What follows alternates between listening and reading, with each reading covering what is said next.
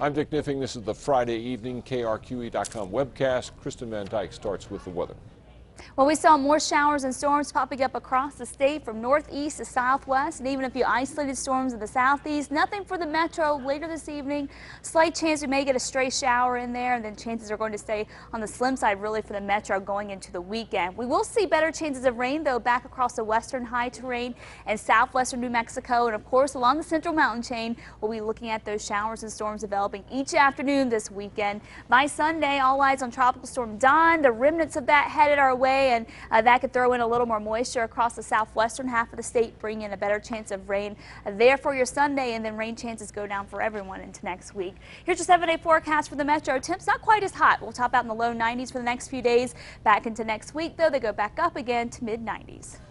The city of Albuquerque's independent review officer says that Darren White did not interfere at the scene of his wife's car crash, but it does say that she should have been tested for DUI. The report by the IRO says the former public safety director did not do anything to get his wife Kathleen White out of a DUI, but it does say she got special treatment nonetheless.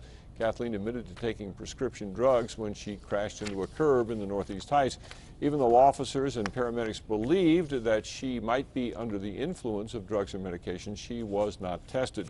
Darren White instead drove her to the hospital. The IRO says the investigating officer should have conducted field sobriety tests on the scene. White sent us a statement saying he's pleased that he was exonerated, but he says this whole ordeal is what cost him his job. 2 weeks after receiving the Medal of Honor, Army Sergeant Leroy Petry today received a flood of affection and respect from a lot of New Mexicans. Hundreds of people packed the arrival area at the Albuquerque airport to cheer the Santa Fe soldier who lost his hand while saving the lives of his buddies in Afghanistan.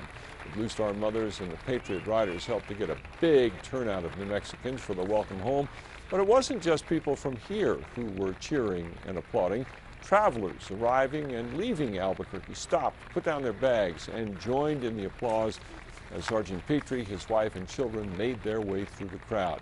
And this is just the start of a long weekend of events honoring the man who was only the second living recipient of the nation's highest award for bravery since Vietnam.